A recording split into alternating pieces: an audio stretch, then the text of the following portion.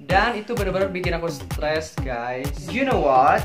Setiap hari itu bener-bener, setiap kali nyisir kamu kan melihat rambut kamu rontok banyak banget, sampai 100 helai lebih.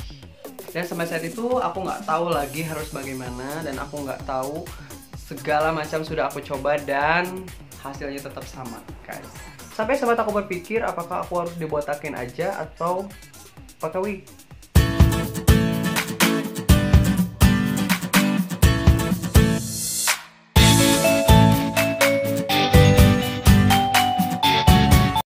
Halo guys, welcome back to my channel. Dan pada video kali ini aku akan bahas penyebab utama dari kebotakan.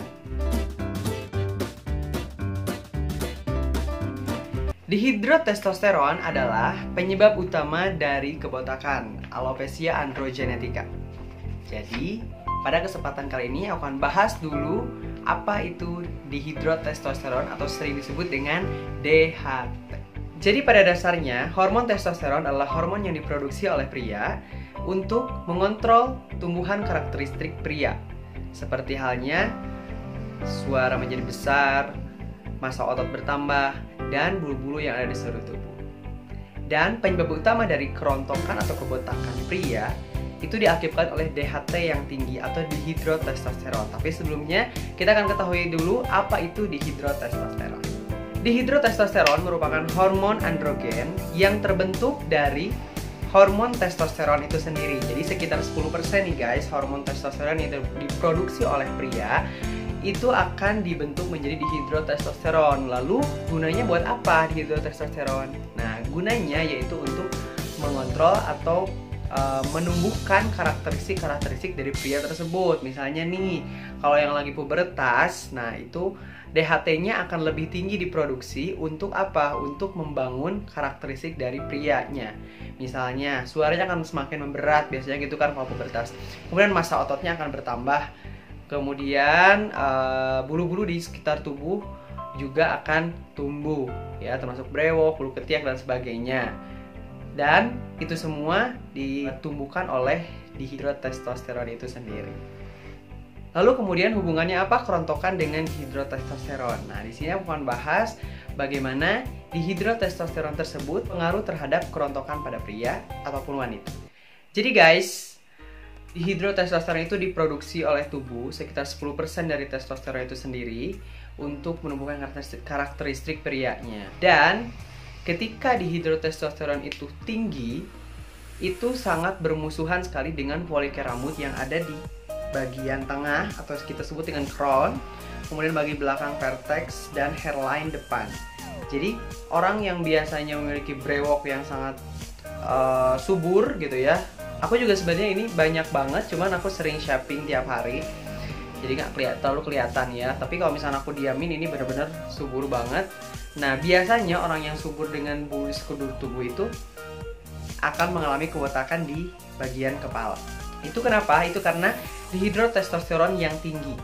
Dihidrotestosteron yang tinggi akan mengakibatkan folikel rambut menjadi kecil atau mengecil, sehingga kesuburan rambut akan berkurang, sehingga mengakibatkan kerontokan di bagian kepala. Dan kerontokan tersebut terjadi di bagian hairline atau garis rambut ini guys, kemudian di bagian tengah dan di bagian vertex belakang. Nah, ini macam-macam. Ada yang bagian depannya dulu yang sampai berbentuk M, kemudian ada yang bagian belakangnya dulu.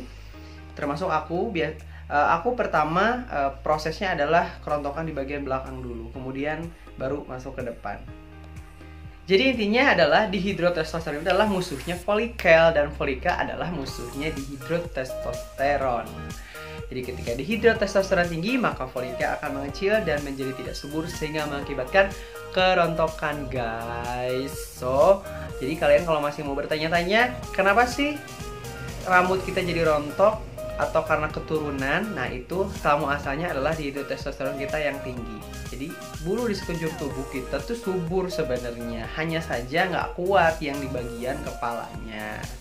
Tapi untuk lebih jelasnya kalian bisa tanya-tanya langsung kepada ahlinya, karena ini menurut riset aku sendiri aja ya.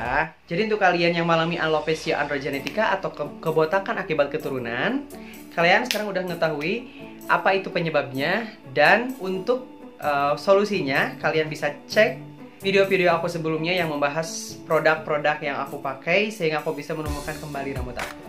Dan aku mau ngasih nasihat juga buat kalian yang sedang berjuang untuk menumbuhkan rambut kalian.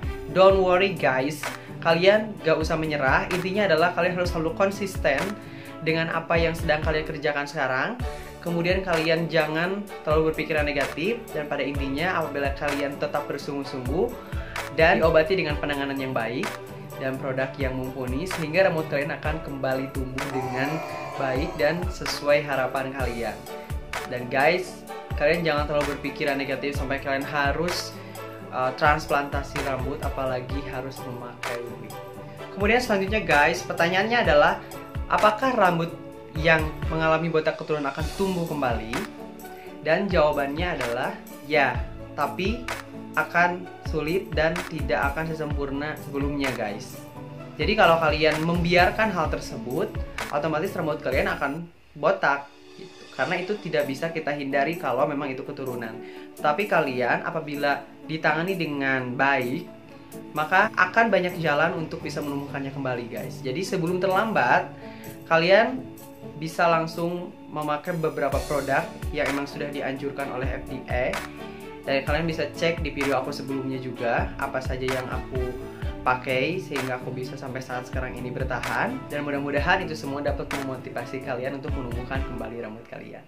Dan untuk fase-fasenya sendiri guys, bahwa rambut itu ada 3 fase. Yang pertama adalah fase anagen, yaitu 2-5 tahun. Itu adalah fase dimana rambut kalian tumbuh.